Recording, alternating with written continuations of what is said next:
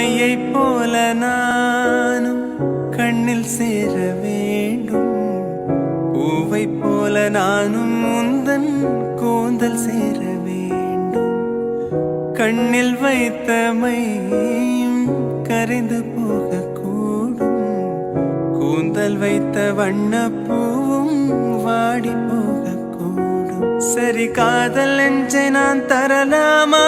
உன் கணவனாக நான் வரலாமா?